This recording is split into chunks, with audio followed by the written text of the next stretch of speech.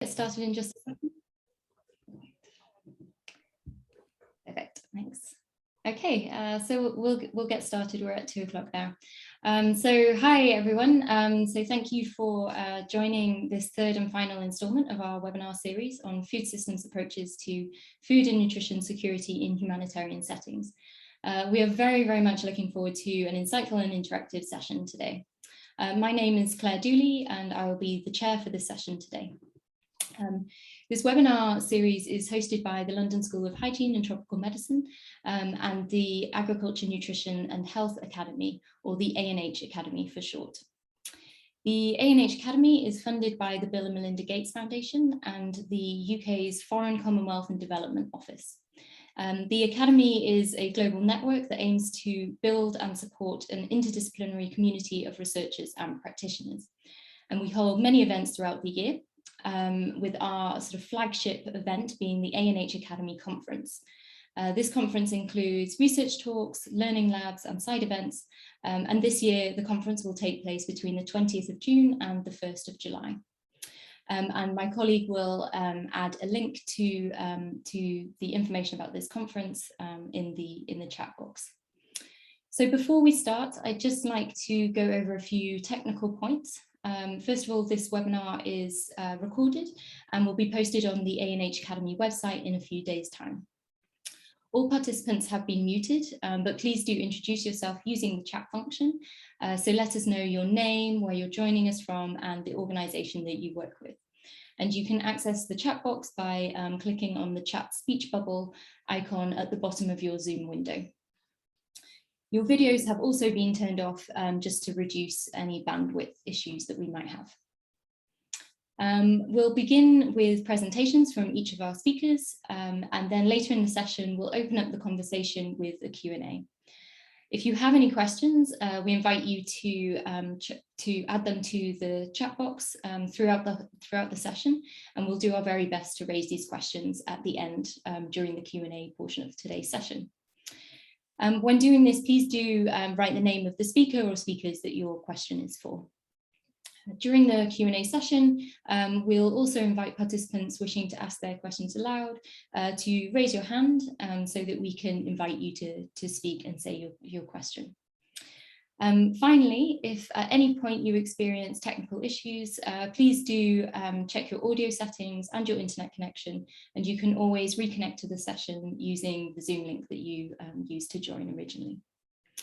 If you have any technical questions, please do feel free to post them into the chat box, and one of our team will do their very best to assist you.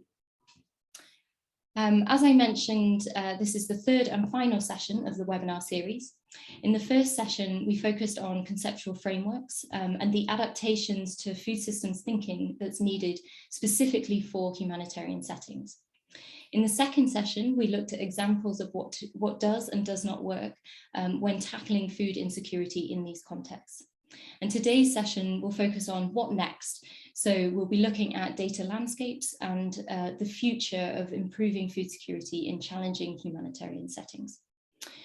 We have 4 presentations that will provide insight into the current state of data landscapes and discuss what practical steps are needed to improve data on food security, as well as generate predictions and produce a robust evidence base. Our speakers are Erin Lentz from the University of Texas, Hinck from the International Organization for Migration, Pozzi from the World Food Programme, Francesco Checchi from the London School of Hygiene and Tropical Medicine, and Kaya Korpa-Salmela from the UN's Food and Agriculture Organization.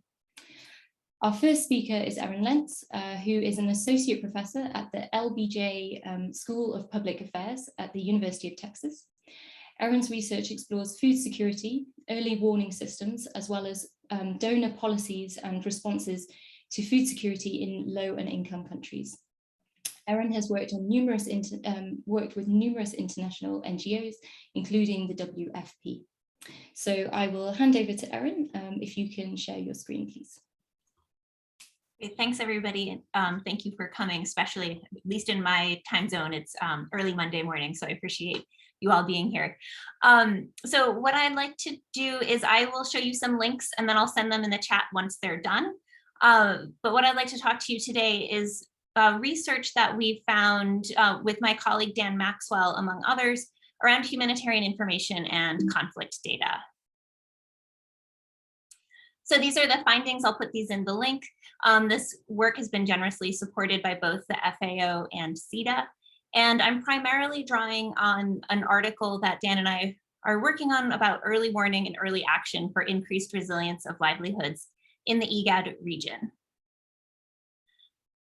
So our methods was we did an extensive literature review and many semi-focused interviews. We did about 84 interviews with 125 individuals between July and November 2020 last year. And I'll be drawing on these findings as I talk about the relationship between humanitarian information systems and conflict.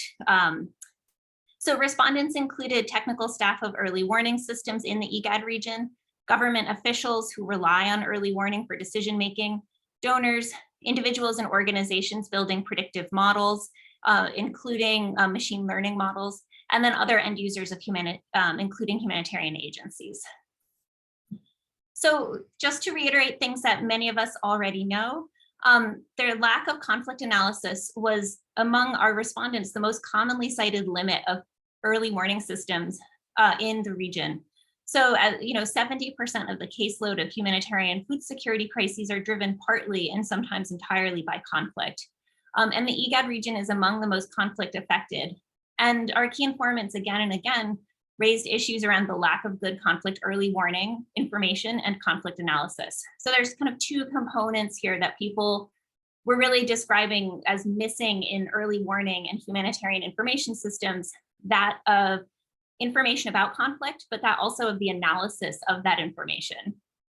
I think this quote really sums up a lot of what our key informants were describing, which is conflict is still there and still the major driver, but we're not focusing there right now. And to me, this really, I think in a nutshell, kind of describes why we need to be thinking, I think, more seriously about conflict, but also more seriously about some of the barriers to collecting conflict data. And so this ANH webinar, I think, is really timely. So of course, the question is why? Why do people recognize conflict as being there, but not necessarily something that folks are focusing on? And so I want to talk about sort of two challenges and one opportunity. The first is there's uneven collection and analysis of conflict data. The second challenge is that there's what we call data confusion about the information we do have. And then thirdly, I want to highlight an opportunity, which is potentially the role of predictive analytics as it relates to conflict data. So first, this is a mapping of early warning systems in the IGAD region, or more broadly, humanitarian information systems in the IGAD region.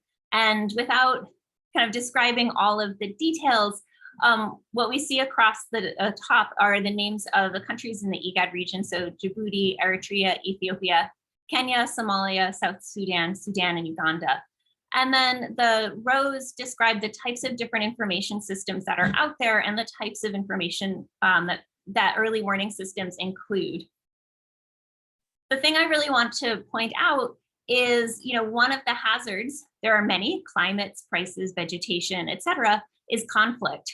And in our mapping of kind of government-led early warning and other humanitarian information systems, South Sudan, we weren't sure what kind of conflict data they were collecting, and Sudan was collecting limited conflict data. Other countries in the region are not collecting data, to the best of our knowledge, around conflict. So I think this kind of leads to this kind of first question around this uneven data collection, which is few states are systematically collecting data related to conflict, and funding is one reason why.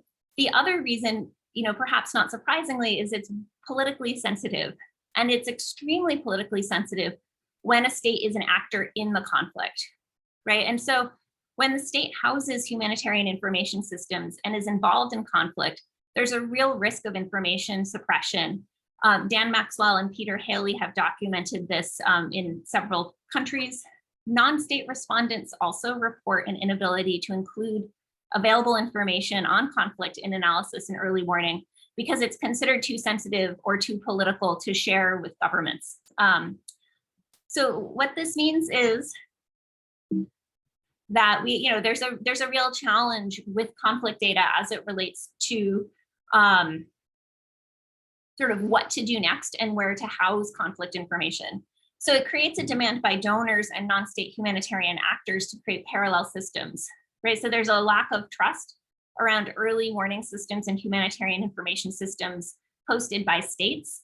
This parallel system then means that there's a sort of an abundance of reproduction of data of some sorts and gaps in others. And I think that, that ultimately kind of can contribute to data collection. So what all of this means is that there's a real need for dialogue regarding the role of government in information and analysis, and it needs to be clarified. We would argue there's no one-size-fits-all solution to the debate between sovereign control and the independence of humanitarian information and analysis systems, but it's something that we need to be discussing openly. The second area that many of our key informants raised was this sense of data confusion. So this overwhelming idea that there's so much data out there, but it's not the data that people necessarily need, or they're not quite sure how to use it in ways that are going to help them make the decisions they need to make. So I think that this kind of really, to me, foregrounds this question of both how do we want to use the conflict data we have, and what kind of conflict data do we need in the future to fill those gaps? Are we looking for conflict data to help us understand kind of the real-time status? Are we thinking about monitoring, as things deteriorate or improve? Are we trying to use the conflict data to predict likely consequences of conflict, or for establishing current needs, be they for food security, displacement, or a host of other potential humanitarian outcomes?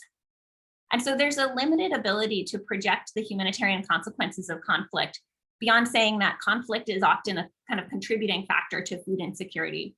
And so this is where this kind of relationship between information and analysis becomes so important, because having conflict information doesn't necessarily help us get very far if we don't have an idea as to how we want to analyze it and to what end. This is just a figure that Dan Maxwell and I created to help us kind of think through some of these issues. And this is related to humanitarian information more broadly. But you can imagine, conflict is a causal factor and is incredibly important for understanding early warning. Understanding the outcomes of conflict can help us make projections for humanitarian needs. Understanding the actual outcomes, for example, through real-time monitoring or through kind of current status assessments, can make sure that we're reaching the people who in fact are in need at the moment. So I bring this up just to say that it's not just to say that we want to be careful that we don't just collect more conflict data to have more conflict data, but to be very thoughtful about what exactly the questions are that we're hoping to answer with the conflict data themselves. So turning now to this third piece around predictive analytics and conflict. As many of you all are aware, there's been an explosive growth in predictive analytics, sometimes also called machine learning, especially around techniques to assess food security and food insecurity. In predictive analytical models incorporating conflict, the ACLID data is most common, and I'm sure many of you are aware of what ACLID is tracking. It's often tracking the number of conflict fatalities and the different types of events, and it's often at the district level. Nonetheless, the way ACLID gets used in machine learning models varies across the modelers. And so there's sort of just 3 examples if you're interested in the way that different authors have used ACLID data. One paper uses conflict counts and fatalities, another just uses conflict counts. So there's a lot of variation here. Furthermore, there's really mixed evidence on the role of conflict in predicting food security status. And some of these there are no findings, the relationship is not there. Other studies find that conflict has a small impact on food security, and then others find that there's a very strong relationship. And so part of what's going on is this kind of, because we're at this moment of this new expansion of these machine learning tools, I don't think we've yet kind of honed in on the best way to use ACLID data nor do we necessarily understand what some of its kind of the limits are, where the kind of the edge of our understanding is. In other words, we don't necessarily have rules of thumb on how conflict can impact food security. And so if you kind of dip into the literature, there's all sorts of kind of different causal theories out there. And, and that is present in the way that different modelers incorporate conflict into their models. Furthermore, there's often a lack of observed relationship in some of these studies might reflect mismeasurement rather than a lack of a relationship. I think intuitively, we all can understand that conflict in vulnerable places will quite likely produce, adverse humanitarian outcomes. If we're not seeing that, is it because it's not actually there or because we're mismeasuring it? And so this kind of brings up this question of what other sorts of measures other than conflict counts and fatality numbers might be needed. This is, a space that the folks who are working with conflict data have thought a lot about. Some of them include some of the suggested data points include things like civilian deaths by non-state actors or state actors, armed conflict, but primarily focusing on major roadways near major markets or at certain seasons, differentiating between ongoing conflict and emergent conflict. And I think all of this kind of points to this broader issue, which is that, armed conflict is not all the same, especially in terms of their ramifications for society. This kind of thinking about levels of intensity, severity, the sort of types of actors, the role of the state, all of these different things we need to kind of be paying attention to that as we're building these models, if we're hoping to kind of get a more coherent set of findings. So sort of just to kind of wrap up, as we're thinking here, much of the predictive analytics and machine learning modeling is happening outside of existing humanitarian and early warning systems, although this is changing. And so there's a real opportunity and need to have, kind of researchers be communicating with humanitarian actors to understand what are the things humanitarian actors need for decision making, and what are some of the possibilities and limits that machine learning can offer. Furthermore, there's been limited incorporation of this work into the early warning, early action systems in the EGAT region specifically, but the research space is evolving really quickly. And so there's a real opportunity to kind of think about ways we can do a better job thinking about conflict in the machine learning kind of field. Finally, there's lots of interesting new data initiatives that can help inform future model development. So thinking about kind of qualitative data to help us understand the relationships between conflict and food security. And so I've just mentioned three here. One is REACH's humanitarian situation modeling in insecure and inaccessible areas. Another is the Africa Voices Foundation on crowdsourcing community perspectives. That was in Somalia. And then I think we'll actually get to hear more about this around conflict sensitivity and resource facility and WFPs on the qualitative approaches to monitoring and forecasting armed conflict in South Sudan. So to summarize, I think that we're in a space where at least the food security community needs to be treating conflict kind of more expansively than we have so far, especially the food security modeling community. I think that the ACLID data is for sure the best data that's out there, but that's not to say that it's necessarily the right data all of the time for the situations that we're looking at. And so I think this is where kind of bringing modelers with humanitarian actors, with governments, decision makers together becomes so important to make sure that as we move forward in the modeling space, that we're not creating more confusion, that we are in fact addressing issues of conflict, but that we're doing it in a way that's reflecting what practitioners and others are seeing on the ground. So with that, thank you very much.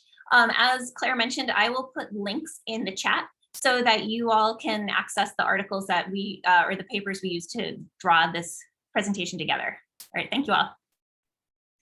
Thanks so much, Erin. Fantastic, thanks so much. Okay, so if participants, if you have any questions at all, please do put them in the chat box, and we will do our very best to ask them at the end after all the presentations have been. So we'll move on to the next presentation. So this presentation will be presented by Noe and Leah, so they're doing it together. So Noe is a data analyst at the International Organization for Migration's Displacement Tracking Matrix in South Sudan. She specializes in surveys on needs and vulnerabilities in emergency settings, and is the IOM's project lead for the urban component of the multi-sectoral food security and nutrition monitoring system survey in South Sudan. And Leah Pozzi is a humanitarian professional with over 15 years of experience across development, emergencies, and fragile state contexts. For the last 12 years, Leah has been working with the World Food Programme, focusing on food security analysis and emergency response. She is currently the head of the Vulnerability Analysis and Mapping Unit, and WFP's lead for the Integrated Food Security Phase Classification in South Sudan. So I will hand over to Noe to share your screen.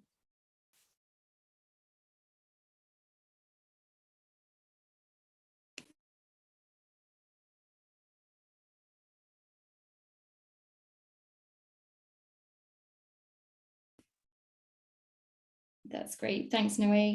We can see you. We can't hear you yet, though. Hi, everyone. Thank you so much for having us. Leah, if you would like to start, I will navigate and then jump in. Thank you very much, and I hope you can all hear me well. So my name is Leah, and I'm really humbled of being part of such an interesting initiative. So I will try together with Noe to bring a little bit of what's the reality on the ground in terms of data collection, challenges, innovations, etc.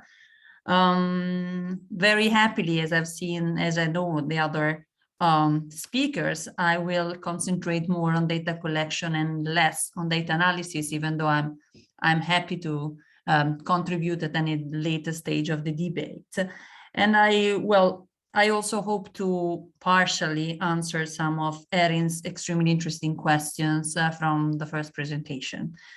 So I think that one of the reasons for which we're extremely happy and delighted to be invited to this is that South Sudan probably perfectly fits the description and the definition that Claire gave at the beginning of what's a challenging humanitarian environment.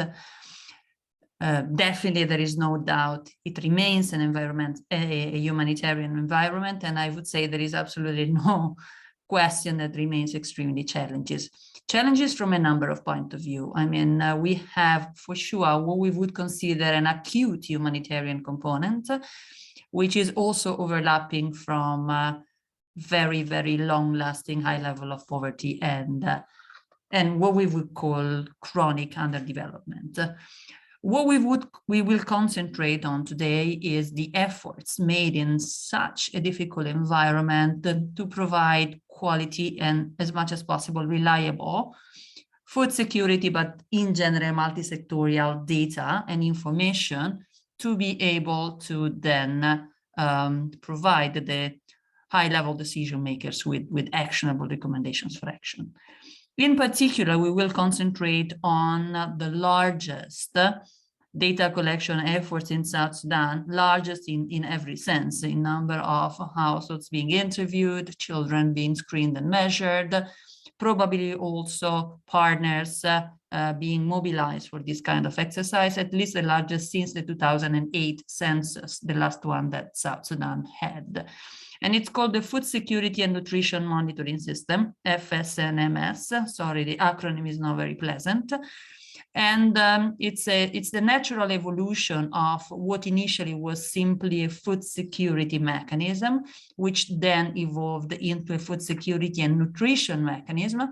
And in the last 2 years, it has become an FSNMS plus, with the plus meaning that there has been and attention given in terms of data collection and data analysis for all other sectors that were not included initially in this kind of assessment. Extremely large. It used to be exclusively covering rural areas. Thanks to the support of IOM, it has become also a survey that incorporates main urban areas in South Sudan since last year. And this is a development we are all extremely pleased about. And it started from being done 3 times a year and then only 2 times a year, mainly at the peak of what we call the lean season, basically. So it's the peak of the hunger season.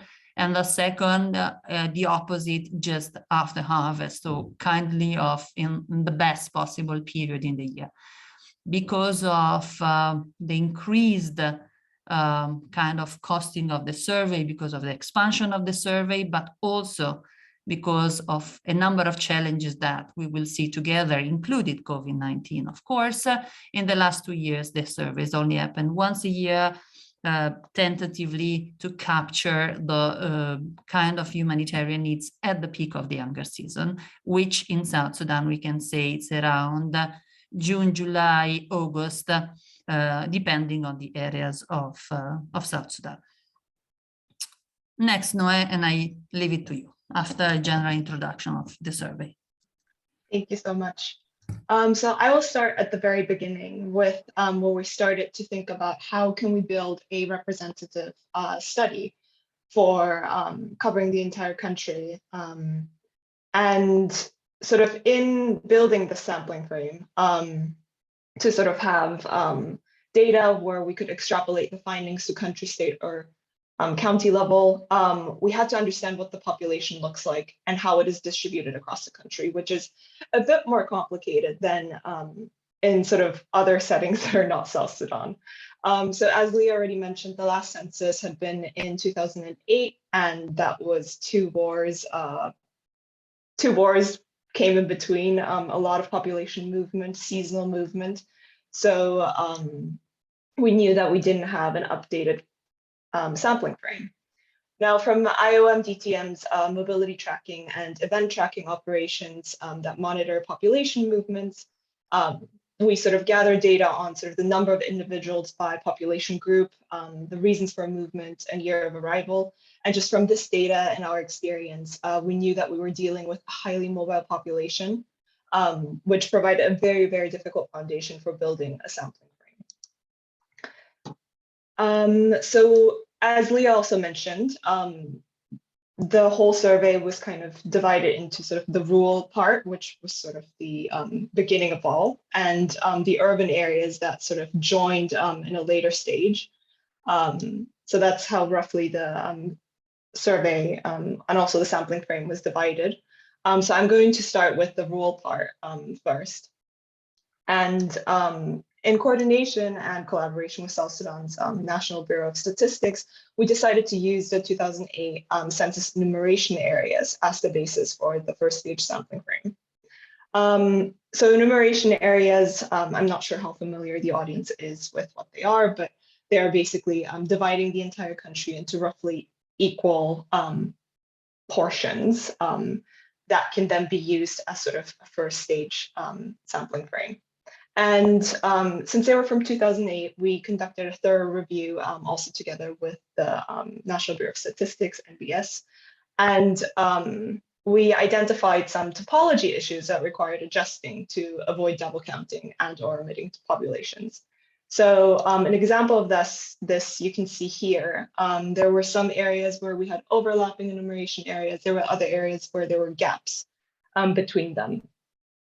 So in consultation with NBS's GIS lab, we sort of identified and corrected high priority topology issues, and we continue to work with them together on sort of correcting the outstanding remaining ones.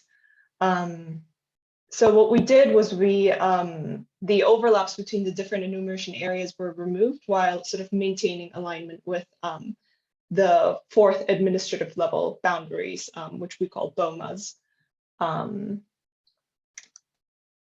Then we divided the population into three groups that you might be familiar with: the host community, IDPs, and returnees. The population estimates for these three groups come from different sources. So for the host community numbers, we took the non-IDP estimates on a grid level from the University of Southampton's World Pop data. And for IDP and returnee population estimates, we used our mobility tracking estimates that were on location level. Accounting for population movements and also these groups brings three core advantages to our survey. First, it reduces bias and improves representativeness of the survey through a more accurate first stage sampling.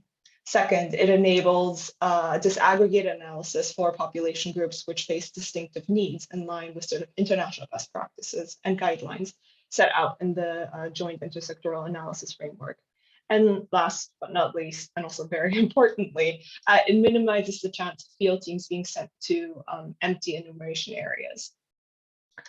The key issue, though, was that, as you can see on the right-hand side of the slide, the mobility tracking locations were just, we gathered the data as GPS coordinates, not as polygons. And we found that some locations could fall between different enumeration areas. So our solution was to basically use enumeration areas as the PSUs for the host community population group, and BOMAs, which are sort of one administrative level higher, to use those BOMAs for IDP and returnee population estimates. So this was for the rural part, how we sort of dealt with building a comprehensive picture of the country and where the population is and what it looks like. For the urban part, we had to take a slightly different approach because of the ever expanding urban areas. And what we did there was that we updated and redefined the enumeration areas. So the development of that began with the urban assessments in 2020. And with each year, we hope to continue working on it as the urban centers are growing more and more. So we relied on a combination of remote sensing technology and field mapping, which was done to avoid sort of the need for door-to-door listings, which is connected with much more time, higher costs, and also potential issues with sort of our exercise being mistaken by the local community with registration exercises. So in order to avoid that, we sort of went through multiple steps. The first one being we extracted building footprints from recent high-resolution satellite imagery from Maxar using automated image recognition technology, then mapped the urban area using the BOMA boundaries. Then we drew the enumeration areas of approximately the same size, about 1,000 buildings per area, following sort of natural man-made geographical borders. So think of roads, waterways, and former BOMA boundaries. Then lastly, we conducted a field mapping exercise with our teams, where we assessed the presence of the population groups, identified non-residential destroyed buildings, and gathered data on thematic attributes to sort of have a better understanding of sort of the socioeconomic characteristics of the enumeration areas. So that exercise was a combination of key informant interviews and direct observations, and all mapping was done in sort of GIS software on tablets. Thematic attributes included data on shelter types, the presence of markets, the presence of formal road networks or public transport, common sources of clean drinking water, garbage waste disposal, and common sanitation facilities. So here you can see the result of this exercise for one of the 6 urban areas that we covered. So this is for Juba, the capital city, and the map is also online, but this was sort of the end result. From 2020, we have updated in 2021, but we built this for each urban area, and then use that as the basis as a sampling frame for those surveys. And now I hand it back to Leah, who will talk more about the operational challenges on the ground after we had this sampling frame. Thank you very much, Noe. I tried to group the different operational challenges according to some macro themes. And for not all of them, I got into possible innovations, because I would also be very interested in hearing from you and probably getting extremely brilliant ideas on what definitely we could do better. As I said at the beginning, we are concentrating on the FSNMS because it's currently the biggest data collection exercise and the one that takes most of our time as analysts, and also the ones that provides the decision makers with, I would say, the bulk of information. Whatever though is mentioned here in terms of challenges may apply to most of other data collection exercises in South Sudan. So first of all, I mean, we go really back to basics. And when it's about South Sudan, it's really important to also understanding the context and what kind of environment we're talking about. So access remains one of the main challenges. Access from a physical access point of view. South Sudan is, probably, yes, has been experiencing third year in a row of unprecedented level of flooding. In a country where the road network is already extremely limited, you can imagine what is the impact that this kind of situation has, not only on data collection, but on any kind of response to be provided, but also on all the normal livelihood activities that ordinary South Sudanese are normally conducting throughout the years. So physical access remains a challenge. A lot of innovation and changes have been done. I mean, but also, and once again, I always take the chance for really thanking the heroes of data collection in South Sudan, which are the numerators that really go through the challenges you can see in the picture and really are able to bring back some data. But then there is also access in terms of access and security. This is something that in South Sudan, I have been in South Sudan in the past 6.5 years of my life. So in South Sudan has been changing a lot. I wouldn't say there is a very clear trajectory, whether it has been improving or it has been deteriorating. It probably changes from area to area, and also, Erin, to go back to your presentation, to the definition of conflict we want to give. Because I mean, there has been a lot of discussion on what is conflict, what can be characterized as conflict, etc. And definitely the conflict situation in South Sudan has been evolving. We went from a very, very clear national level conflict with quite clear parties to the conflict to now a much more, I would say, allow me this term, but confused situation in which somehow national political dynamics do find their way at localized conflict. So, I mean, a lot of work can be done. There is an access task force where a lot of the key humanitarian partners are. A lot of work, I mean, months and months of preparation for such an exercise, having information on basically anything on the movement plan of the team, but also on the team composition, including, unfortunately, kind of ethnical origin of each of the member team, just to be able to guarantee to the best way possible their own safety and security. And so, I mean, in terms of preparation, this is something that is taking a lot of time. Unfortunately, and I mean, I have this tendency of putting myself in trouble for not being very politically correct, but unfortunately, I think this remains very much a humanitarian exercise, and the involvement and the collaboration of with the government at this level remains, at least on some aspects, unfortunately still very marginal. They are part of the design of the process. They are also integrated in the local teams, of course, even though dynamics that we experience at national level sometimes are little bit lighter at local level. There is much more of an understanding.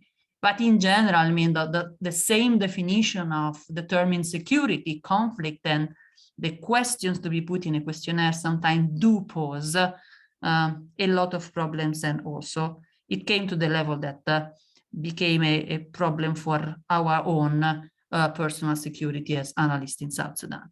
From a technical point of view, definitely, I mean, data quality, and Kaya after me, and probably also Francesco may contradict me or compliment me, but I mean, in a context like South Sudan, where so much attention is on the country, so much need for precise data, and on the other side, a lot of efforts still are not really bringing us the quality we would love to have.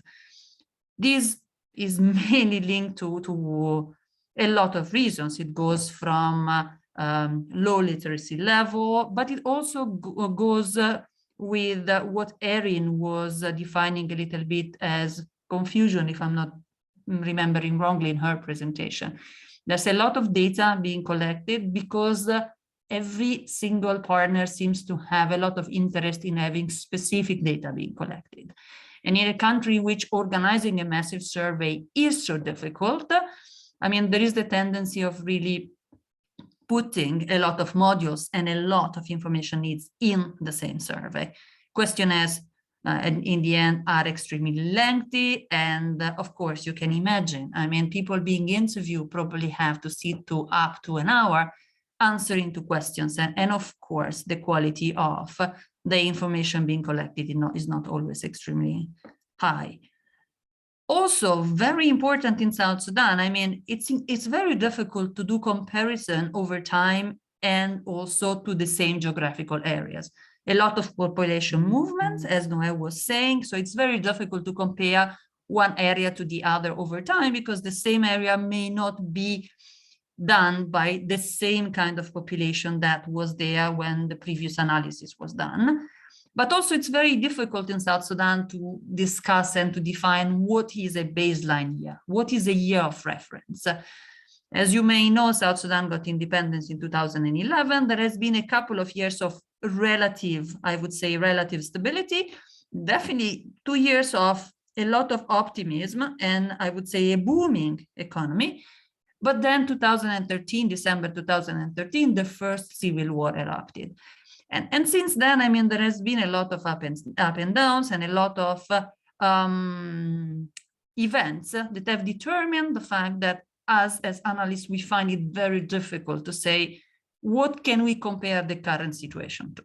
I mean, what would be our year of reference? And as I said at the beginning, a lot of logistics challenges, admin challenges in those last 2 years. With COVID, those have been exacerbated, of course, because there has been for everybody the need of maintaining not only our enumerators, but also the beneficiaries extremely safe and budget constraints. It's an extremely costly exercise. Unfortunately, it is not a secret for anybody, and definitely much less after the events of the last few days, that South Sudan is not top of the humanitarian donors agenda as it used to be. I mean, donor fatigue is being experienced. South Sudan has been in this kind of humanitarian crisis for quite long, and there are definitely efforts of trying to see how to do even more with less resources. And this remains something extremely complicated. Next, Noé, please. Yes. Leah, sorry to interrupt. Yes, sure. You're at time, so if possible, could you wrap up? Yes. This is incredibly interesting. So no, sure. Give me a couple of minutes and I will be done. So difficulties with translations, as I said before, difficulties with low literacy level in the field. Translation, of course, I mean, over 100 different languages or dialects being spoken in the country. A lot of the enumerators may be going into areas where more than one language are spoken, and so it's also difficult for us to find the right fit of data collectors. a lot of efforts in training and piloting. And this is like, for me, the conclusion, I mean, the political sensitivity.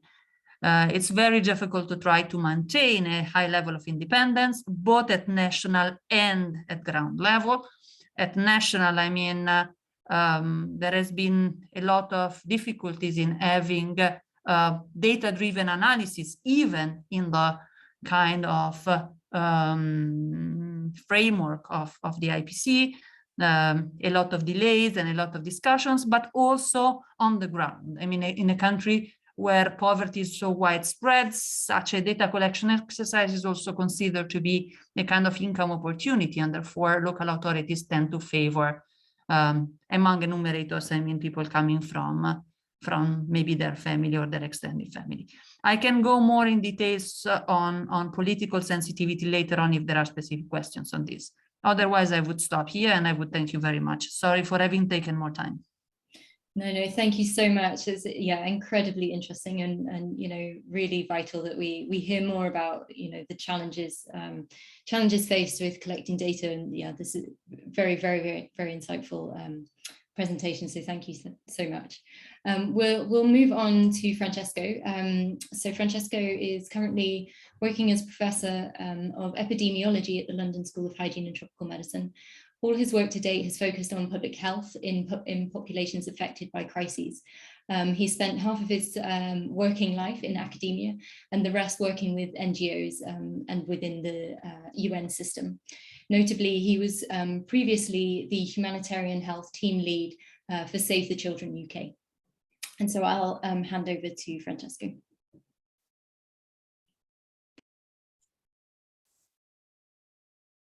Hi, everybody. See me and hear me? I'm actually going to take my face off camera because you don't need to see that. So I'll try to take no more than 15 minutes to go through my presentation.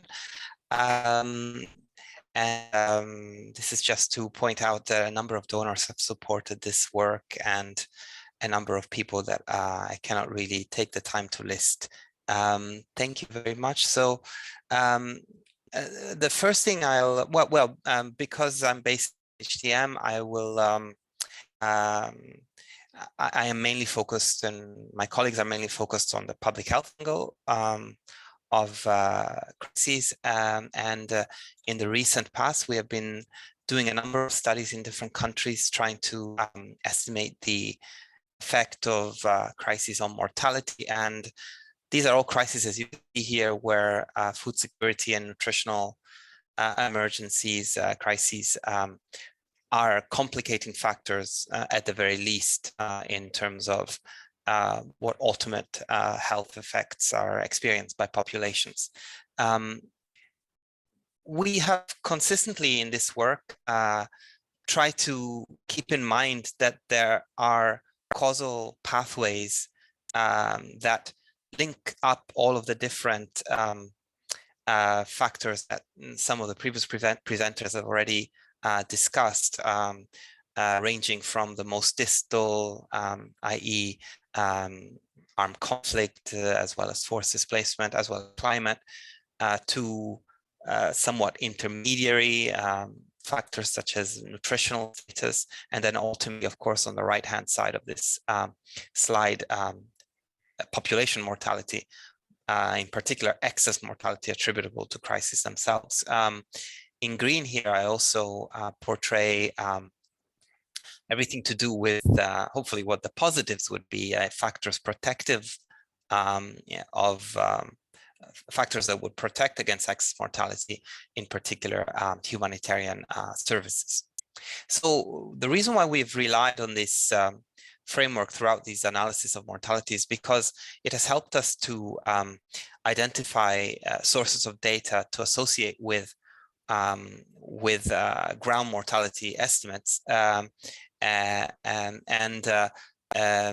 build a number of statistical models that have enabled us to estimate mortality with reasonable accuracy in a number of the countries I've shown in the previous slide. This is just results from Nigeria, but as you can see instinctively from the right-hand side of this slide, our predictions of mortality based on statistical models align pretty reasonably well against observations from surveys that we have used to develop these models. And without going into much detail, country by country by country, we've also, as a consequence of this work, become fairly confident about which kinds of mortality data, which kinds of sources of data and which kinds of factors tend to play a role in or tend to be quite predictive in our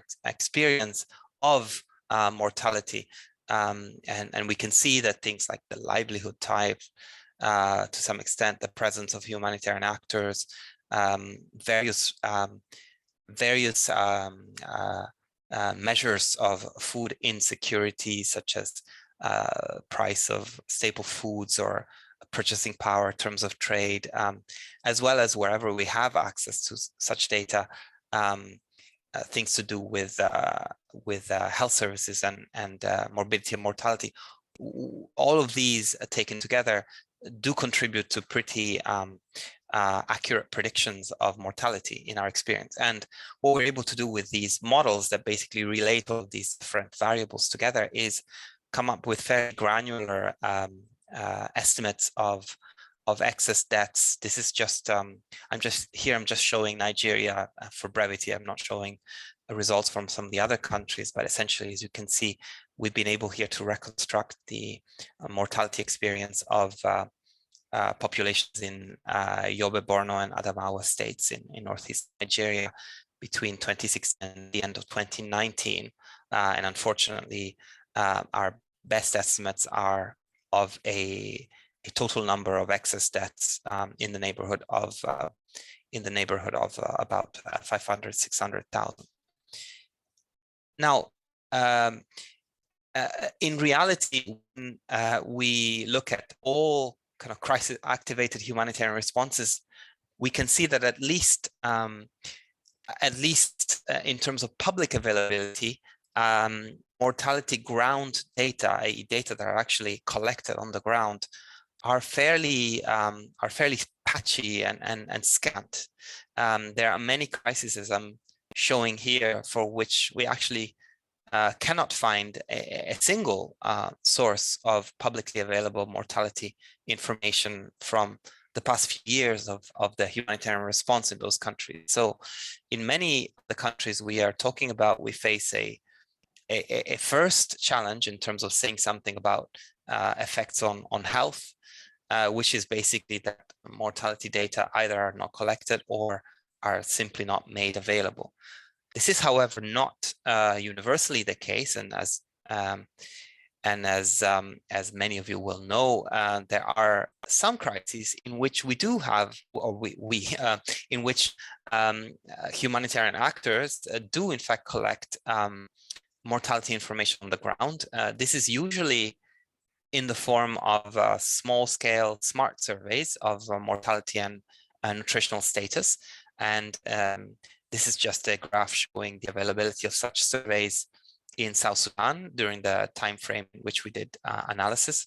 This is now starting to get a bit old in terms of the study that we did there. But basically, what I'm showing here is that even in a setting as constrained as South Sudan, as Leah is very familiar with and was shown, the availability of smart surveys with mortality information can be quite considerable, at least when you quantify it in terms of the proportion of different of populations within different states that were covered at any point by one such survey. So as I mentioned, in the kind of work that we've been doing, we've been aiming to collect data on a variety of what we call predictors of mortality.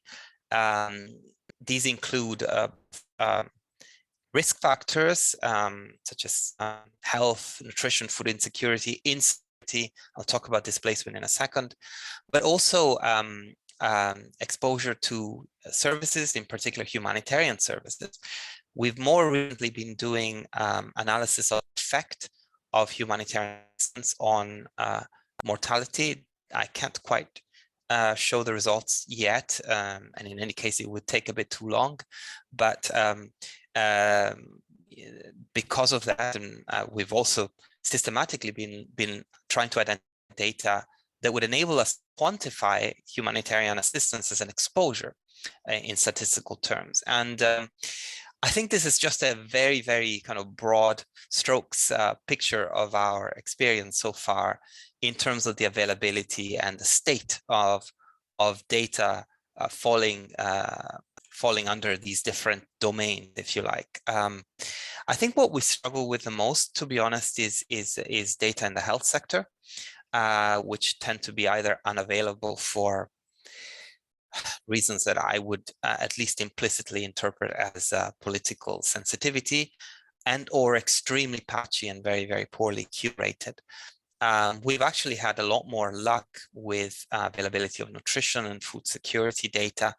But even these come with some caveats. Some of the, at least in this analysis framework, and I would argue for a variety of types of analysis that I think try to predict and try to monitor in real time, a lot of the data that are in fact available are very cross-sectional in nature, as opposed to longitudinal. And this to me is a bit of a challenge and perhaps a misconception in terms of the overall strategy of humanitarian information, which perhaps doesn't sufficiently, or perhaps sort of looks back to what our point of departure always tends to be in humanitarian crisis, which is rapid assessment in the acute emergency phase, and doesn't necessarily take into account the fact that we're mostly working these days in very protracted crises, which would therefore call for very protracted and ongoing and systematic data collection. I think that as some of the other speakers mentioned, Erin, for example, there are issues with availability of insecurity data. Yes, we also use ACLED data, but indeed, these can be fairly limited. And more importantly, we know that there are data from within humanitarian responses, for example, collected by the UN, that would give us a better picture, a more granular picture of insecurity and humanitarian access. In terms of humanitarian exposure, I have to say an area of challenge, it continues to be, humanitarian services, an area of challenge continues to be kind of who does what where data. These tend to be quite patchy and not very rich, and therefore not particularly usable. I have listed on the bottom of this slide some general issues that I would say we have encountered and continue to encounter. First of all, the general lack of pre-existing governance around information or arrangements for sharing data and making data available to analysts outside of individual agencies, if you like. So far, the way we've managed to collect information is through a mix of helpfulness and sometimes courage on the part of actors on the ground, general kind of personal networking and persuasiveness, as well as pressure from the donors who are supporting our projects. We generally find, and this is very much a generalization, we generally find that data are very, very poorly curated or poorly curated. The default continues to be unprotected Excel sheets with sometimes remarkable data entry errors, which basically means that we spend a lot of time trying to clean up and in data and deal with missingness and so on and so forth. We see a lot of inconsistency over time, possibly due to staff turnover. So inconsistency in terms of which variables are collected, how the structure of databases and so on and so forth. And then that problem that I talked about earlier, the emphasis on cross-sectional as opposed to longitudinal repeated measurement. I do want to give an example of these challenges, an example that matters in its own right in the next 5 minutes before my time is up, which concerns the estimation of population denominator and their denominators and their adjustment for displacement, which Noe also discussed in her presentation. And I want to preface my slides by stressing that even though I'm going to sound really critical of the work that the IOM does, I actually find their displacement tracking matrix work extremely impressive and remarkable in terms of its breadth and just how much they managed to get done. But anyways, you can imagine if you're wanting to say anything about any sort of health consequences or consequences of conflict and food insecurity and so on and so forth, you need to really have a good handle on population denominators, and these therefore need to be adjusted for not just natural growth, but also, as we know, flows of IDPs and refugees in and out of different locations.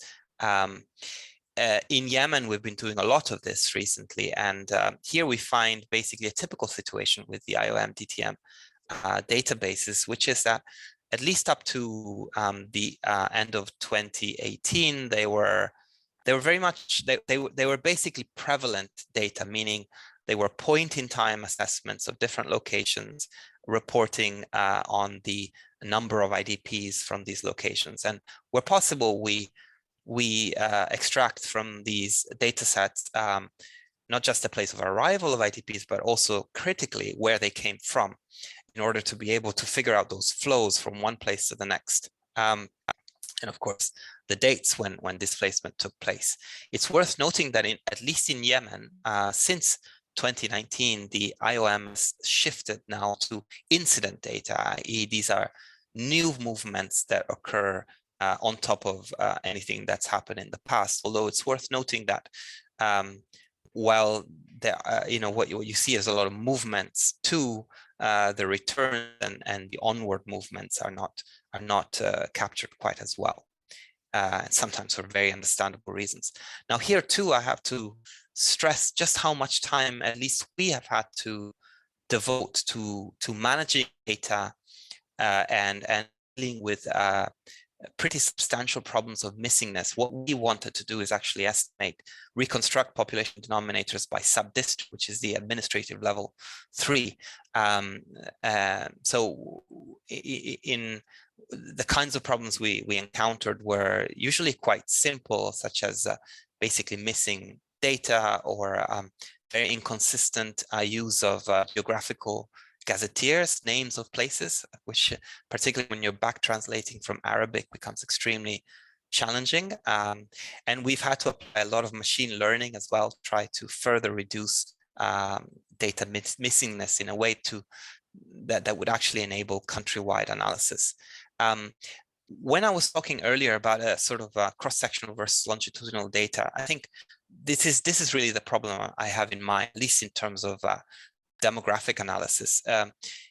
If we're collecting data at a given point in time, shown here in the green vertical lines, we're seeing what the situation is at that point, but actually what could be happening over time is any of the 4 scenarios, A, B, and C that I'm showing here, A, B, C, and D, sorry, that I'm showing here, where basically, yes, a certain number of IDPs may arrive to a given location, but in scenario D, they may have left that location by the time you come in and do your first DTM assessment.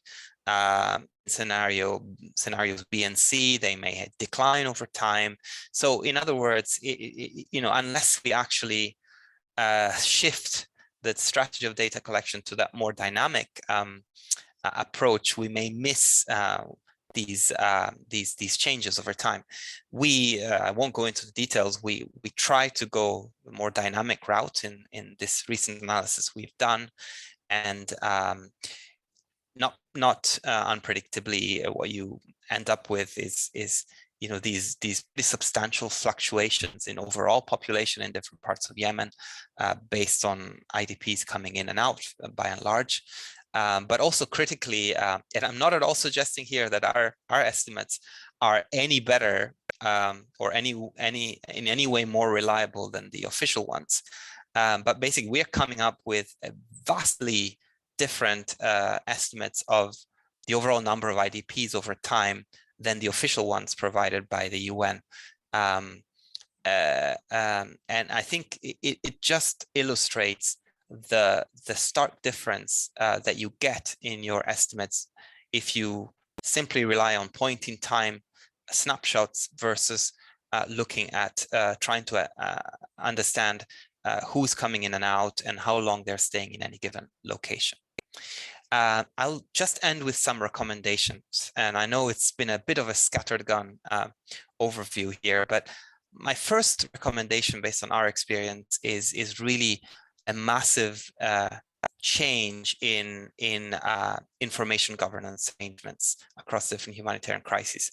I think one big change that really needs to be considered is to take political pressure off of country-based coordination mechanisms. It is clear to me that country-based UN actors and others are not equipped to manage the political sensitivities of produce. And it seems to me that global at global level, there has to be some ownership taken at global level for negotiating the access and the publication of these data sets, which is my second point.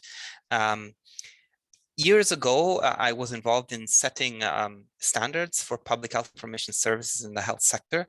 These, by and large, have been written but not operationalized. And I have to say, unfortunately, that my view these days is that at least the health cluster and sector needs to be led by a different actor other than WHO in order to achieve the kind of quantum leap that we need with health sector data. I know that my time is probably up, so I'll not go much beyond these recommendations, but I'll just leave some of these up for the audience to read, and I'll hand back over to Claire. Thanks so much, Francesco. Yeah, we will need to move on just so that we have some time for questions. Thank you so much. Very, very interesting. So we're going to move on to Kaya. So Kaya is a food security specialist in the Integrated Food Security Phase Classification Global Support Unit, focusing on technical developments of the IPC. And she has been with the IPC for about 10 years. And prior to that worked as a scientific officer for the Joint Research Centre of the European Commission, and also for the WFP's vulnerability analysis and mapping in Eastern and Central Africa. Thanks so much. I will hand over to Kaya. Thank you, Claire. Okay, I think I don't have as much time, so I'll try to go very fast, especially the first slides to talk about more about the more interesting parts about this presentation. But first, there are a few slides to explain what the IPC is, because there might be a few people in this call who are not very well aware.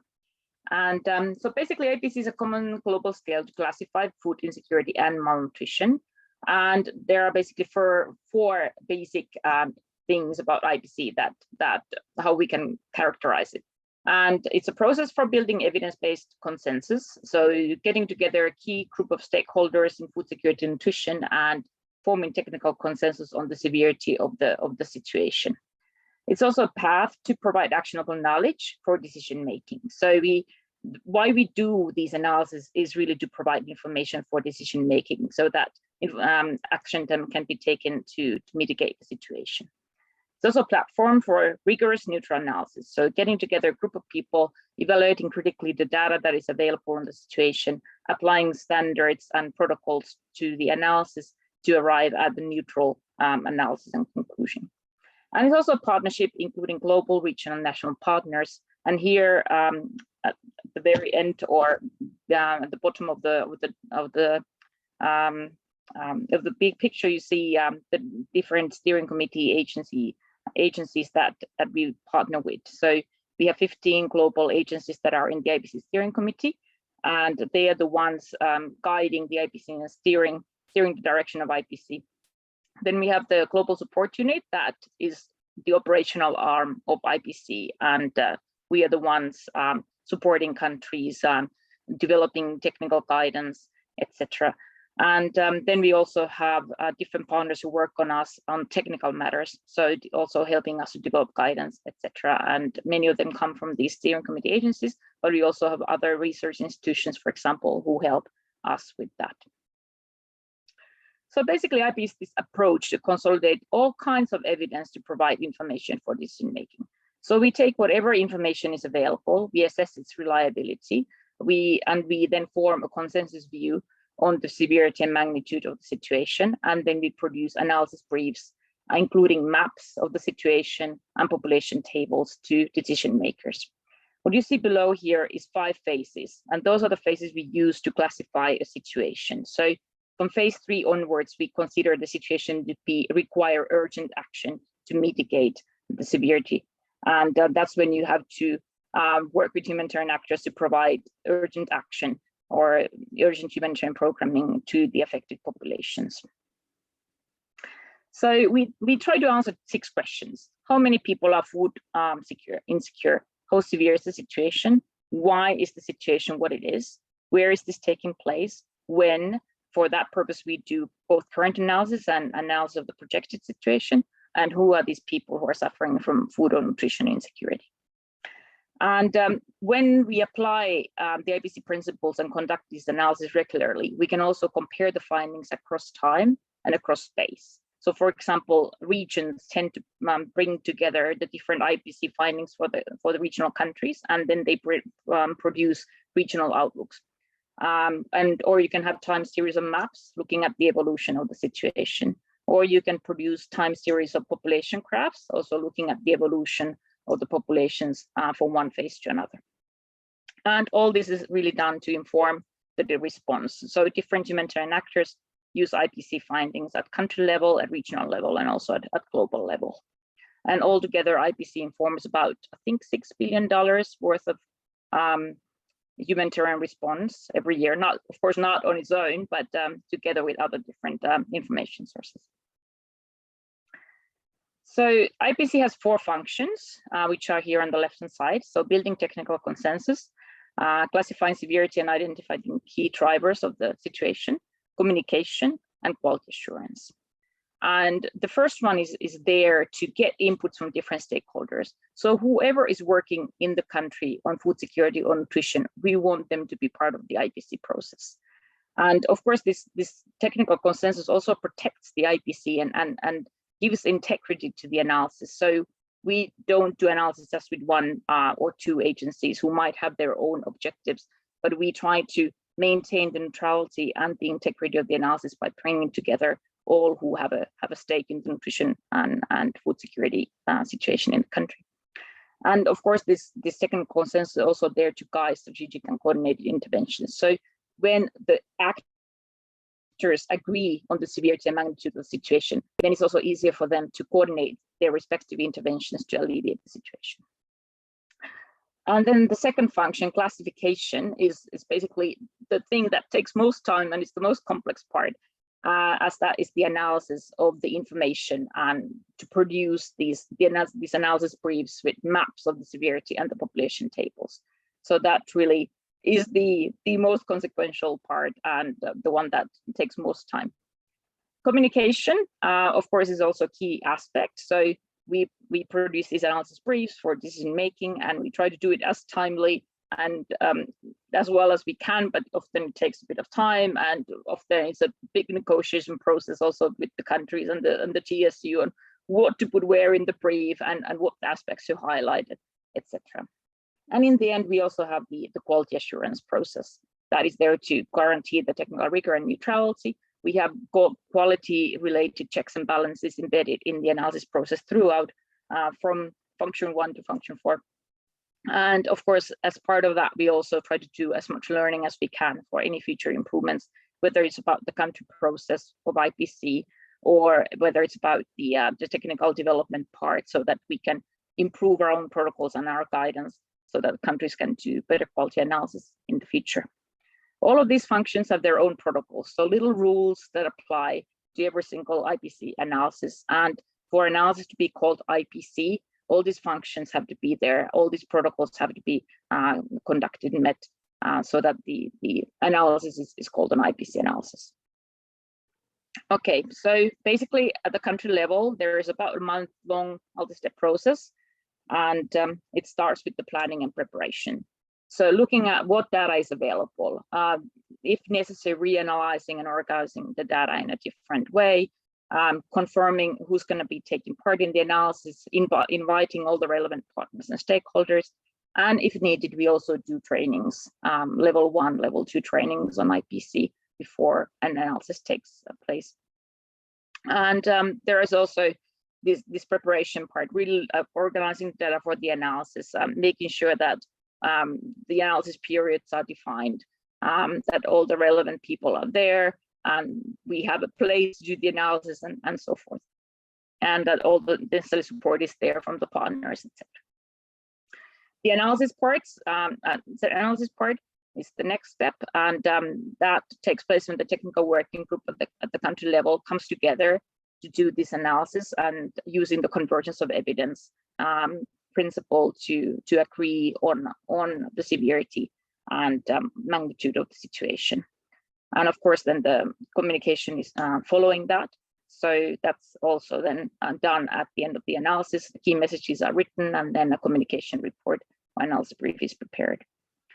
And finally, the learning process. So there's a self-assessment tool that all the countries apply at the end of the analysis process. And then we also plan together with the country what are the next steps to be taken in order to improve, if there are any things to improve that have been identified during the analysis process. So this is a map. Sorry, it's a bit hazy, but this is a map of the IPC countries and also of the CAF-Harmonisé countries in Western Africa that we work together with. So IPC is done in about 30 countries in the world, and then CH countries are about 18. So altogether, the IPC CH system encompasses about 48 countries. And last year, in 2021, 63 IPC analyses were done in 27 countries. So we had a couple of countries where we couldn't do analysis for various reasons. For example, there was no data available, etc., or there were some other issues. But overall, we do analysis in about 30 countries on an annual basis. Okay, so then going into more the topic of this session, looking at data, especially in conflict environments and data poor environments. So basically, maybe the starting point is that IPC approach is the innovation, because it started in Somalia, the context in which there was a raging conflict and conflicting or partial or not complete information on the food security and nutrition situation. And IPC kind of emerged as an approach to go beyond that. So take whatever data is available and try and apply some common protocols, some common standards and rules to come up with a statement about the severity of the situation. And hence IPC Oregon started from this basis in 2004, so 18 years ago. And then we have just been expanding and constantly innovating and trying to keep ahead of different problems and challenges. So what we do is we work with available information, and we don't collect any information ourselves. So we have our own standards and guidance on what kind of information can be used for IPC analysis, and in terms of reliability, what is allowed and accepted. And standards are not very high, I can tell you that, because we know what the situation on the ground often is. But we ourselves don't collect information. We just inform data collection, especially when we notice any gaps, etc. Then we pass the message. Then whatever information is available is interpreted by the IPC analysts, who then take their own understanding, they take their contextual understanding and knowledge about the situation, and they apply all that information to the data that is available, and then we arrive at a consensus at the end of the process. So the GSU, the Global Support Team into IPC, is there to see that the process works, that consensus is reached, the technical rules of IPC are followed, and we kind of guide the process. But the technical working groups are responsible for the classifications and the population estimates in each country. So we can facilitate the process, we can help them out, etc. But it's their product. It's not our product, it's their product always. The technical manual version 3.1 was launched in, I think, October last year. So that's now the kind of fourth manual that we have, and it has all the latest guidance on everything relating to IPC. So if you're interested in knowing more about IPC, then please go to the IPC website and download the version. It's also available in different languages. Okay, so some examples of how we work in practice in this conflict-ridden context. So in Yemen, we just finished the Yemen analysis for this year. So there are two technical working groups in Yemen. So there's one sitting in Sana'a, another sitting in Yemen, in Aden, and two analyses are conducted simultaneously, and the GSU is supporting both, and the partners are supporting both. So since the country is kind of divided in two parts, also the IPC process is conducted simultaneously in two different locations, but there is one product. So at the end of the process, all the findings are put together and one product is released with the maps and the population tables and statements about the situation. In Ethiopia, we haven't done so many analyses in Ethiopia because the political context has been very complicated, but we have managed to do a few analyses in Ethiopia. And the last one took place in May 2021. So that was a virtual analysis thanks to the COVID pandemic with the government present. But at the end of the process, when the severity of the situation was very high in Tigray, and we also did a risk of famine analysis on Tigray and put the findings in the report, the government did not anymore accept those findings. And they basically said that they don't want the report to be published. Whereas then the humanitarian community and especially the IPC steering committee said that no, we have to follow the humanitarian imperative and release these findings, even if the government is not in agreement, and hence that report was released. So this is what happened. In Syria in 2018, we had 3 technical teams in 3 different locations, kind of following the Sana'a example, because the country was divided in 3 parts, and GSU was supporting all the 3 teams, and that analysis was conducted. In the end, the findings were not released, but that was not to do with the particular sensitivity. There was some problem with the data that was being used for the analysis that apparently had not been approved by all the different stakeholders, and hence in the end, the findings were not released. But they were still used for decision making, just like in Ethiopia 2021. The thing is that even in these contexts where sometimes the findings are not publicly released because of different sensitivities, all the agencies that have been part of the analysis, which is usually all the stakeholders in the country, they know what the findings are, and then they can internally use the findings for their own response and decision making, even if the report is never made publicly available. I'm really sorry to interrupt, Kaya. We're a bit out of time. Could you just give your final comments, if that's okay, so that we can get to questions? Thank you. Okay. So we also have a lot of guidance for different situations, like the famine guidance notes, and also we are preparing conflict analysis guidance, and we have guidance for data collection areas with limited no access, trying to bridge some gaps that we noticed that existed.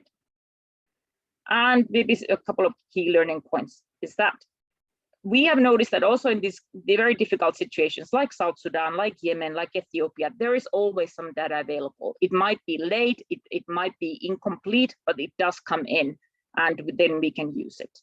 So, and of course, there is always this expert knowledge process that is also applied, so that then we can bridge also gaps in the data with different, expert judgment and information on contributing factors. So basically that's it, and I'm happy to answer any questions you might have. Thank you. Fantastic, thank you so much, Kaya.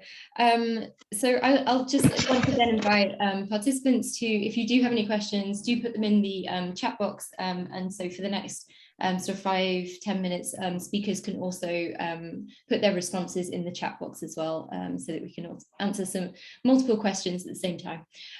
So I'm going to just, we do have 5 minutes for questions. So first of all, I'll go to Erin, first of all. So there was a question from Nancy Mock, asking about early warning systems, and a number of attempts that were taken to establish these conflict early warning systems in the late 90s. And she was asking whether you had also included these in your review. Yeah, thanks. That's a great question. And no, I think we were more kind of cross-sectional looking at what was happening right now. But I do think there's this kind of broader question about there might be information on conflict available, as Kaya indicated at the very end of her presentation, but it's often late or it's not shared readily. Or people, frankly, don't know how to use that information. And I think this is one of the big challenges where, there might be conflict information out there, but how to analyze it and how it then informs the humanitarian impacts, how it informs projections and so on of needs is much less clear. And I think that's a space that we all could kind of, think more about. Frankly, it's a really hard question. And so I really appreciate the question from Nancy. Thanks, Erin. And so we have a question for Noe from Kevin Tang. So he was asking, when you're establishing or correcting the boundaries for the EAs, how confident are you that the EAs remain representative of the population, given the possibilities of the populations moving around and changing, as you sort of already talked a little bit about, Noe? And the second part of his question is, will it be necessary for more frequent updates of EA boundaries based on changes in population dynamics? Thank you. That's an excellent question. So I think I will answer both questions in one, but this was mainly the reason why we divided the entire assessment and sort of the definition and creation of EAs between rural and urban. In the rural parts, the enumeration areas, we didn't sort of create them. We used the 2008 census ones, and we know that those aren't sort of equal size. We looked at when there was one that was much too large, we sort of divided it into two parts using sort of the roll pop data and the mobility tracking data, which was collected as close to sort of the assessment, the intended assessment as possible, so that we had sort of an accurate idea of what was going on. Now, obviously with each year, we will have to sort of look back into sort of, is this still up to date? Do we have to sort of tweak boundaries here and there again to sort of make this work? Similar with the urban assessment, the enumeration area field mapping exercise, that was also conducted sort of immediately prior to sort of redefining and in 2020, creating the new enumeration areas in the urban area. So we tried to sort of do it as rapidly as possible using sort of the most recent data that we have.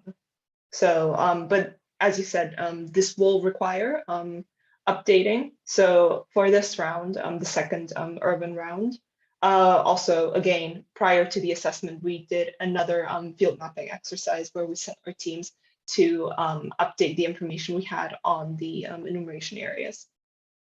I hope that answered your question.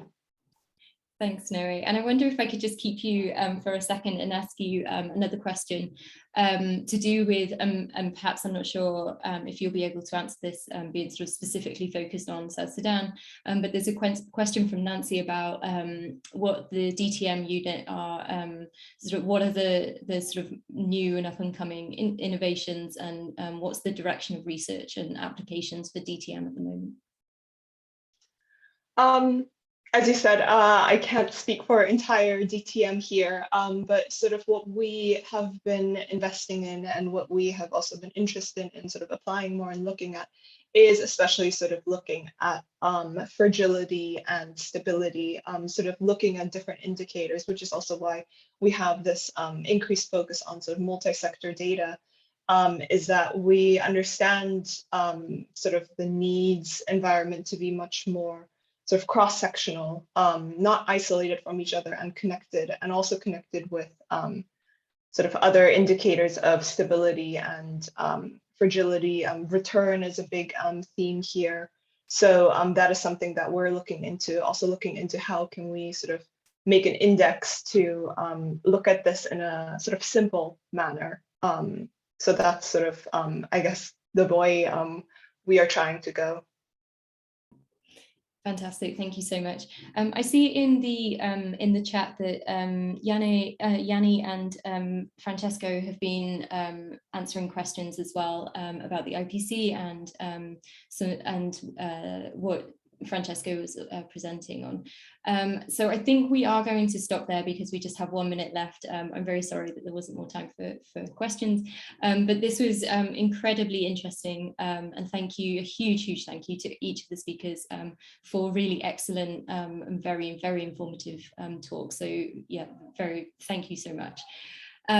Just very finally, I would like to just point out to participants that we do have our annual conference coming up, and we do thoroughly encourage you to register and take part in that. And there will be sessions specifically on protracted crises, and so we will be sort of continuing this conversation through the ANH Academy Week that starts in June. And I think one of my colleagues will put in the chat a link to the ANH Academy Week. So please do have a look and check that out.